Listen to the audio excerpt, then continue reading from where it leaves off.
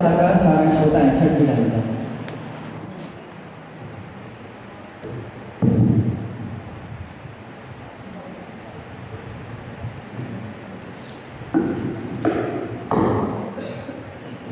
જય જિનેન્દ્ર, પાંચમી ઢાળમાં વૈરાગ્યમય 12 ભાવનાનું વર્ણન જોયું. વૈરાગ્ય ઉત્પન્ન થયા બાદ મુનિદશા કેવી હોય છે, ભાવલિંગી સંત કેવા હોય છે તેનું વર્ણન છે. કેવા હોય છે આપણા મુનિરાજ, કેટલું આનંદમય જીવન હોય છે. મુનિરાજ ભોગતે સુખ કી ખાન, આનંદમય ઉત્કૃષ્ટ જીવન હોય છે જેમને જોવા માત્રથી જ સંસાર, શરીર અને ભોગોથી વિરક્તિ થાય છે એવા હોય છે મહામુનિરાજ. જેમને દેખવા માત્રથી ખબર પડે છે કે સાચું સુખ શું છે, જેમને દેખવાથી ખબર પડે છે સુખ નહીં વિષય ભોગો મેં હૈ, તુમકો લખિયા સદજ્ઞાન હુઆ. હે વિતરાગી સંતો, આપણે જોવા માત્રથી જ ઘર ગૃહસ્થી, સંયોગ, પરિગ્રહ, વિષય ભોગોમાં આનંદ નથી તેવું ખબર પડે છે. આવા મુનિરાજોના મૂળગુણ કેવા હોય છે, લાઈફસ્ટાઈલ કેવી હોય છે. જગતના જીવોને મુનિરાજના જીવનમાં કષ્ટ દેખાય છે, જ્યારે મુનિરાજને વિષય ભોગ પરિગ્રહમાં રહેતા આ સંસારી જીવો મહાદુખી, મહાપાગલ નજર આવે છે. આપણે છઠ્ઠી ડાળમાં દેખીશું મુનિરાજના આનંદની દશા. રત્નકરણ શ્રાવકાચારમાં મુનિરાજનું સ્વરૂપ સમજાવતા કહ્યું છે, વિષયાશા નિરારંભો પરિગ્રહ, જ્ઞાન તપોરતમ તપસ્વી સ પ્રશસ્યતે. વિષયોની આશા તથા પરિગ્રહથી વિરક્ત મુનિરાજ હંમેશા પોતાના જ્ઞાનમાં જ લીન રહે છે. છઠ્ઠા ગુણસ્થાનના કાળે તેમને 5 મહાવ્રત, નગ્નતા, સમિતિ વગેરે 28 મૂળગુણોનું પાલનના ભાવ, શુભ ભાવ, 3 કશાય ચોકડીના અભાવપૂર્વક શુદ્ધ પરિણતિ નિરંતર વર્તે છે. છડાળામાં જ્યારે પંડિત દોલતરામજીએ છડાળાનું વર્ણન, છડાળામાં મુનિરાજનું જે વર્ણન લખ્યું છે, તો એ વર્ણન જ્યારે લખ્યું તે વખતે શું મુનિરાજ વિચરતા હતા ભારત ક્ષેત્રમાં? કોઈ કહી શકે છે? ના. એ વખતે જ્યારે એમને આ જ્યારે લખ્યું હતું છડાળા, તે વખતે ખરેખર તો કોઈ મુનિરાજ હતા નહીં, ભારત ક્ષેત્રમાં વિચરતા નહોતા. તો એમણે આ વર્ણન કેવી રીતે લખ્યું હશે? એમણે આ વર્ણન આગમના આધારે લખેલું છે, અને એ આગમના આધારે જે વર્ણન લખેલું છે એ વર્ણન માં જે સકલ સંયમ અને સ્વરૂપાચરણ ચારિત્ર, એ રીતે 2 રીતે મુનિરાજનું વર્ણન લખેલું છે. એમાં સકલ સંયમમાં 28 મૂળ ગુણોનું વર્ણન લખેલું છે. 28 મૂળ ગુણોના નામ તો બધાને ખબર હશે, ખબર છે ને? કોઈ કહી શકશે? 5 મહાવ્રત, 5 સમિતિ, 5 ઇન્દ્રિય વિજય,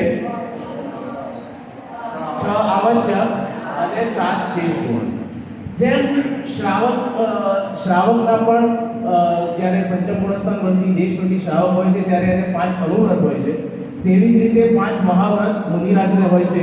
તે 5 મહાવ્રતમાં અહિંસા મહાવ્રત, જેમાં દ્રવ્ય હિંસા અને ભાવ હિંસાનો સંપૂર્ણ ત્યાગ હોય છે. મુનિરાજને માટી તથા પાણી પણ લીધા વિના લેતા નથી, એટલે એમને અચૌર્ય મહાવ્રત હોય છે. તેઓ રંચ માત્ર પણ જૂઠું બોલતા નથી, તેથી તેમને સત્ય મહાવ્રત હોય છે. બ્રહ્મ સ્વરૂપમાં લીન હોવાને કારણે તે બ્રહ્મચર્ય મહાવ્રતના ધારક હોય છે. તેઓ 10 બહિરંગ પરિગ્રહ, 14 અંતરંગ પરિગ્રહ, એમ પરિગ્રહ, સંપૂર્ણ પરિગ્રહનો ત્યાગ હોય છે, તેથી પરિગ્રહ મહાવ્રત હોય છે. તે સાથે 5 સમિતિ. પહેલી ઈર્યા સમિતિ. ઈર્યા સમિતિ એટલે દિવસના સમયે 4 હાથ આગળ જોઈ અને ચાલવું, તેને ઈર્યા સમિતિ કહે છે. ભાષા સમિતિ સમસ્ત સંશયોને દૂર કરીને હિત અને પ્રિય વચન બોલે છે, તે ભાષા સમિતિ છે. 46 દોષોને ટાળી અને નીરસ આહારનું ગ્રહણ કરે છે, તે તેમની એશના સમિતિ છે. શાસ્ત્ર, પીછી, કમંડળ એ બધી વસ્તુઓ જોઈને રાખે છે, ઉઠાવે છે, તેવી રીતે જે સાવધાનીપૂર્વક કરે છે તેને આદા નિક્ષેપણ કહે છે. અને જે મળમૂત્ર, કફ હોય તે વગેરેનું ક્ષેપણ નિર્જંતુ સ્થાને કરે તેને પ્રતિષ્ઠાપન કહે છે. જેમ 5 ઇન્દ્રિયો છે તે પાંચે પાંચ ઇન્દ્રિયોને વિજય પર પ્રાપ્ત તેમની ઇન્દ્રિયો પર વિજય પ્રાપ્ત કરેલો હોવાથી તેમને ઇન્દ્રિય વિજયના પણ 5 મૂળ ગુણ હોય છે. 6 આવશ્યક શ્રાવકના 6 આવશ્યક કોઈ કહી શકશે? દેવ પૂજા ગુરુ ઉપાસની તેવી રીતે મુનિરાજને પણ 6 આવશ્યક હોય છે. સામાયિક સવારે અને સાંજે 6 ઘડીનો સામાયિક કરે છે. દેવશાસ્ત્ર ગુરુની સ્તુતિ કરે છે. જીનેન્દ્ર ભગવાનની વંદના કરે છે. આગમનો સ્વાધ્યાય કરે છે અને પ્રતિક્રમણ તથા કાયોત્સર્ગ કરે છે. એમ 6 આવશ્યક હોય છે. તેના સિવાય પણ તેને 7 ગુણ હોય છે. જેમ કે સ્નાનનો ત્યાગ, અદંત ધોવન એટલે બ્રશ કરતા નથી, વસ્ત્ર ત્યાગ હોય છે, ભૂમિ શયન જે માત્ર ભૂમિ પર જ સૂવે છે, ચટ્ટાઈ પણ નહીં, એકવાર આહાર હોય છે એમને અને એ પણ ઊભા આહાર લે છે અને કેશનોચ કરે છે. આ રીતે મુનિરાજના 28 મૂળ ગુણ થયા. તે સિવાય પણ તેઓ 12 વર્ગનો પ્રારંભ કરે છે, 10 ધર્મોને ધારણ કરે છે અને 22 પરિશ્રમોનું પાલન કરે છે. આ રીતે તેમણે સકલ સંયમનું પાલન કરે છે. ત્યારબાદ સ્વરૂપાચરણની વાત કરીએ. 7મા ગુણસ્થાન પછી તેઓ સ્વરૂપાચરણ ચારિત્રમાં આત્માની જ્ઞાનાદિક સંપત્તિ તેમને પ્રગટ થાય છે અને પર વસ્તુ તરફની પ્રવૃત્તિ મટી જાય છે. સ્વરૂપાચરણમાં ચૈતન્ય વાસી રહ્યો રે તેવું એમને નિરંતર ધ્યાન ધ્યાતા કે એનો પણ વિકલ્પ ભેદ હોતો નથી. નિર્વિકલ્પ અવસ્થા આત્મસ્થિરતા રૂપ શુક્લ ધ્યાન રૂપી 4 ઘાતી કર્મોનો નાશ કરીને અર્હન અવસ્થા પ્રાપ્ત કરે છે અને 4 અઘાતી કર્મોનો પણ નાશ કરી અને સિદ્ધ દશાને પ્રાપ્ત થાય છે. આવી અષ્ટમ ભૂમિમાં તેઓ વિરાજમાન થાય છે. જે જીવ મોક્ષની પ્રાપ્તિ માટે રત્નત્રય ધારણ કરે છે પામે જ છે. આ જીવ મિથ્યાત્વ, કષાય અને વિષયોનું સેવન અનાદિથી કરતો આવ્યો છે, પણ તેમાં જરા પણ શાંતિ નથી.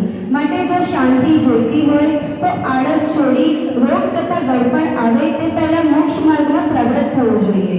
કેમ કે આ મનુષ્ય પર્યાય, સત્સમાગમ વગેરે સુયોગ વારંવાર પ્રાપ્ત થતા નથી. તેથી તેને વ્યર્થ ના ગુમાવતા આત્મહિત સાધવું જોઈએ.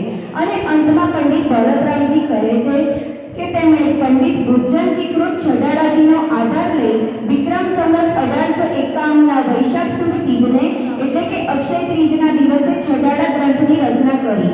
પોતાની અલ્પ બુદ્ધિ અને પ્રમાદથી ક્યાંય પણ શબ્દ કે અર્થની ભૂલ થઈ હોય તો આપ સર્વે બુદ્ધિમાન જીવો તેને સુધારી સંસાર સમુદ્રથી પાર થશો.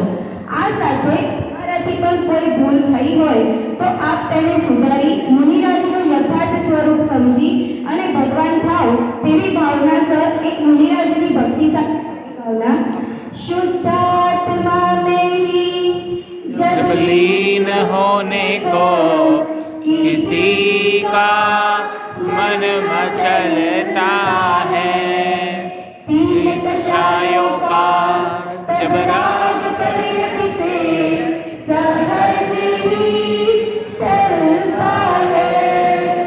ओ वस्त्र का धागा नहीं सुमेतन पर धारा है, दिगंबर वेश न्यारा है, निर्ग्रंथों का मार्ग